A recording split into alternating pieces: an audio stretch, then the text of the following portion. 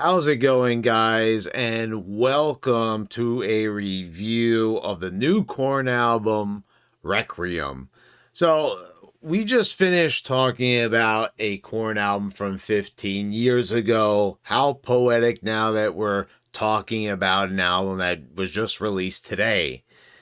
And Korn is without a doubt one of my favorite bands of all time. It's very hard for me to categorize. Perhaps one day I'll make a list here for the channel. But guys, let's face it. Korn, Limp Bizkit, Slipknot. These bands defined my music listening for most of not only my teenage years but my life. I mean, I love these bands. Some people may have considered them to be like starter bands and everything, but like I've never made any qualms about putting it out there that I love these mainstream bands. I don't care. There's a reason why some of these bands have made it into the mainstream. Now, there's a lot of bands that I have gone to see that, not a lot of people really listen to, like in the mainstream. I'm a giant In Flames fan. I've made a lot of references to Fear Factory over the years. I reviewed their album not too long ago, last year. And those bands are certainly popular, but let's face it, most of your radio listeners out there don't even know who the hell they are. But, most people know who Korn is, thanks to many different collaborations with people in hip hop and such. But, Korn, mainstream, whatever you want to consider them, they are still one of my favorite bands of all time. So, anyway, this album that was released today, I have to say, is flat out fucking fantastic. This is definitely a better album than what was released from last time, which was The Nothing, which I went back and I listened to that album again just a few days ago in anticipation for this one, and I have to say it's definitely better than I remember.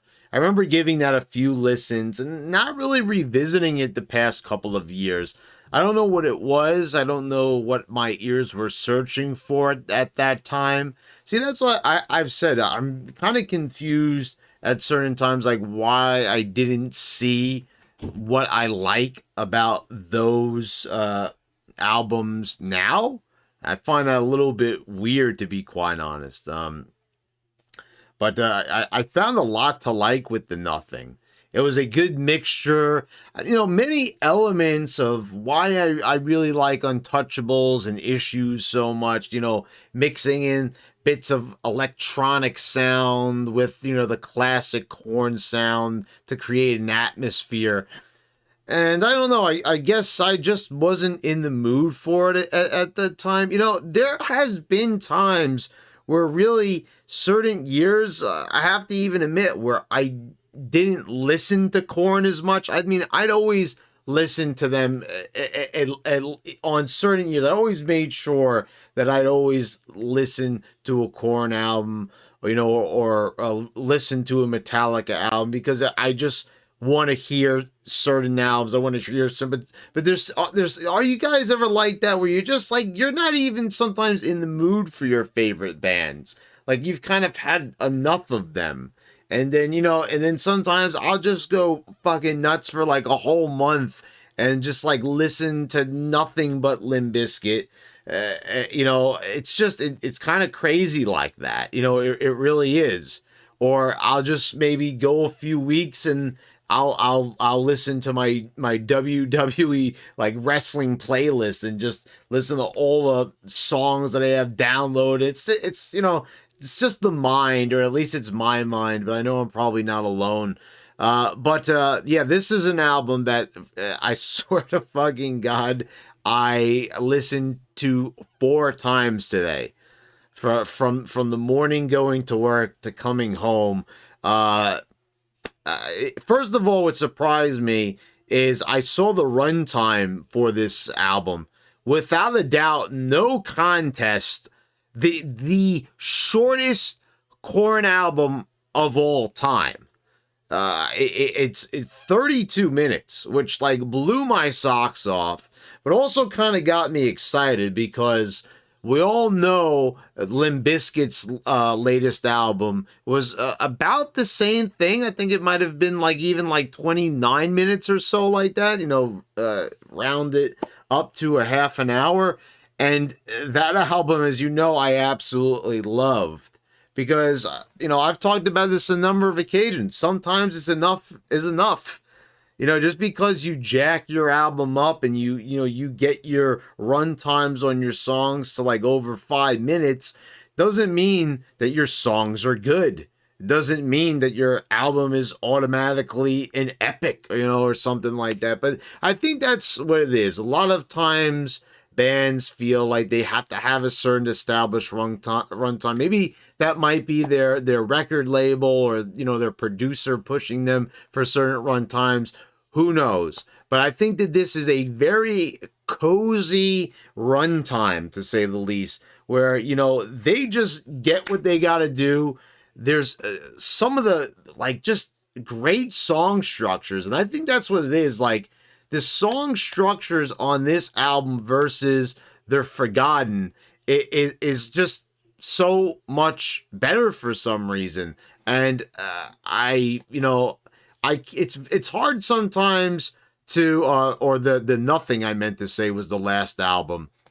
I'm looking at the first track, so I'm saying The Forgotten. No, but anyway, we'll start right there.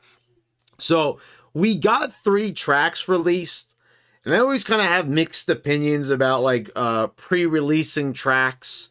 That's all fine and well. Limp Bizkit did it with Dad Vibes, but that was one song. Korn released 3 songs, which is, not bad, but I don't know. There's something about just waiting for all the songs and getting to listen to them, all at once, all being brand new. But I had listened just the other day, the last song that was released as like the pre-releases was Lost in the Grandeur.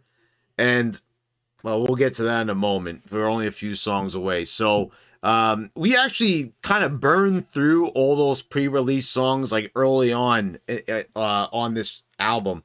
So Forgotten is a very, you'd kind of really expect this sound from Korn. This is the classic sounding Korn that we're used to ever since the first album. And it's it's a good song. It's not my favorite, and out of the pre-released songs, it's my least favorite. But it's a really pretty strong opening track that lets you know that this is going to be the Korn that they're not going to really try to do anything super different or super crazy. This is probably the least electronic album I've heard in a while. Like there's not a lot of industrial elements on this, and I was quite fine with that.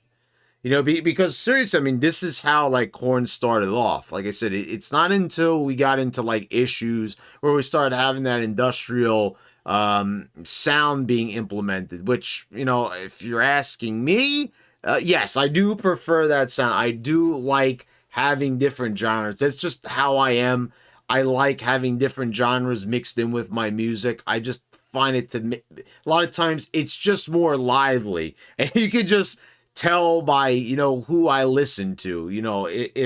If you follow me on social media, I listen to a lot of Kid Rock and Limp Bizkit. So I'm just saying, like, those are the bands I listen to. And you've seen the other bands I listen to. Like I mentioned, like In Flames and Devil Driver and Fear Factory. Asking Alexandria, for example, which is a band that's like I didn't listen to for a very long time, like some other people. I was a little late to the party on them, but you get my drift. So I always like different things, and I've never been ashamed of admitting to liking metalcore or industrial metal and everything, because I'm not a purist, and I have made rants against them. So why would I say that I'm anything but your typical metal fan? So Then we dive into the second track after a very strong opening. Let the dark do the rest. And, here, like this track, we really start to see that there's very good melodies on here. And that's something I will say. These are stronger melodies than on the Nothing, without a doubt. Catchier melodies, melodies that made Untouchables and See You on the Other Side. And also, we talked about when I did my retrospective on the Untitled album. I mentioned how much I liked See You, Take a Look in the Mirror, which a lot of fans don't like. And I'm also like really surprised at how many people kind of categorize it and put that one next to the Untitled album. And people broke my heart also when they started talking about how they didn't like the dubstep album, which, oh man, I mean, that is a true heartbreaker for me. I mean, I absolutely love The Path of Totality. I've said that on a number of occasions. Talking with fellow metal fans and everything. It's just, thing is, Korn has always been a melodic band. They've always been, like Jonathan Davis had said, he doesn't really consider them to be a metal band, which I always thought that was a bit of a crazy statement because let's face it, they are metal. They're just a different type of metal. They're an alternative metal. They're new metal, whatever you want. The genres are so crazy. People fucking argue over genres. Are like, are we really going to argue, oh, is this more metalcore? Is this more deathcore? Or is this really traditional death metal? And I used to like kind of focus on that a bit more and be like, there's so many people out there steering people in directions where they're not even enjoying the music. They're just worrying about a category. Oh, I don't want to be caught dead listening to metalcore. And I've talked about that. That is the Asking Alexandria psychology, when it comes to like saying, oh, you have to make sure that you say everything that's metalcore sucks. You don't admit to liking Attila, because if you do, you're going to be ostracized from the metal community forevermore. Like, come on. So, that's why I really enjoy when Korn explores that more melodic side of them. And those are really like my favorite albums. Issues, Untouchables, See You on the Other Side, Take a Look in the Mirror. Those are the albums that I've gone back to time and time again, without a doubt. And I'll be quite honest, like I go back to them more than Follow the Leader and Life is Peachy. I don't know what it is, but I'm going to be quite honest. My least listened to album for some reason is Life is Peachy and the Untitled album. I think that kind of goes without saying. Does anybody else agree with that? I don't know what it is. It's not. There's a lot of good songs on Life is Peachy, but I never have really the desire to listen to it. I'll like be about. I'll like hover over it on Spotify. Like, do I really want to click this album? And I'm like, nah. And then I'll just go back and play Untouchables or See You on the Other Side or play Path of Totality again. I don't know. It's just me, but yeah, I like the melody on Let the Dark Do the Rest. Start the Healing. This was the first single release, and this is where I knew that we were kind of in for something special. I was like, yeah, all right. I was listening to this one in the gym for the first time, and I was like, this is a good sounding song. I mean, you just have a good riff in there. You have a good melody. It's just classic Korn. Lost in the Grandeur. This is another phenomenal song. I really liked what they did with the scratching on there. Like to me, I really like how they had that palm muted scratching. That to me sounded fantastic. I can't really describe it to you, like why that sounds so good, but I just like kind of sounds like that, and we don't really hear too much at a Korn with scratching. Like, when's the last time we've ever really heard that? So that's why it came as a surprise to my ears. Disconnect. Hopeless and Beaten, Penance to Sorrow, My Confession. Then we round things off with Worst is on its way. And Penance to Sorrow, very, very, very well maybe my favorite track. Those are really like my top tracks on here. Lost in the Grandeur, Start to Healing, and Penance to Sorrow. Uh, all 9 songs are really good, and all 9 songs are really, really well done, and they're not overly lengthy. The longest song on here is, as you would expect, like the last track, which is very typical for Korn. I think most of the time the last track is the longest track on most albums. Uh, Clocking in at 4 minutes and 3 seconds. So it's really impressive that most of these songs are under the 4 minute mark. That they go 3.5 minutes on average, and they are all just like really well formatted, and they're, I would say they're done in a more simple manner, like I said, than a lot of the other like really like you could tell very finely tuned, very finely polished. They sound very polished, so maybe that's not the right word. But you guys will know what I'm talking about. Like if you've listened to Untouchables, like just this amazingly produced album where you just have a lot going on, and it's like an adventure every time you listen to it, and you hear different things every time you listen to it. Pretty much like that's kind of the experience I get from like those albums and See You on the Other Side. They're just always very exciting listens, and that's probably why I go back to them so much.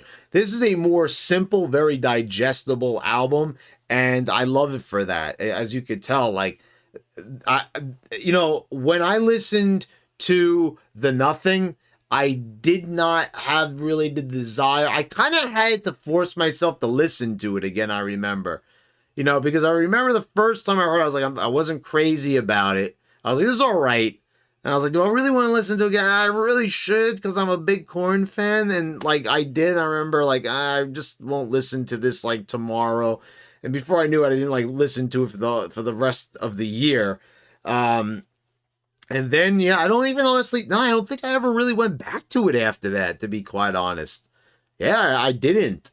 And then like I said, I listened to it the other day and I really liked it a lot. And I was like, why was I so down on this album? I don't know, but I just gravitated towards Requiem a lot quicker. I think it's great. I love it. It's one album that I feel like I'll be very surprised if you like Korn and you listen to this album and you're like, nah, and chances are you're going to want to listen to it a second time.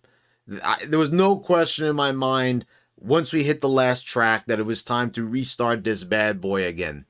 Anyway, let me know what you guys thought in the comments down below. Please subscribe if you haven't already. Which albums would you like to see me review next? Like I said, I'm open to reviewing more albums, doing retrospectives on old albums that have anniversaries coming up. Aside from, I'm actually going to cover those 2 albums, The Path of Totality, because that album I just realized is 10 years old because it was released at the end of 2011. So it is relevant to still do it now in 2022. And because it's like almost like 2012, right? And yes, Untouchables, which I believe it's either June or July. It's going to mark that album's 20th fucking anniversary, which is crazy to think that album is really that old already. Wow, that's just nuts. Well, guys, I want to thank all my patrons for your continued support, and I'll see you next time.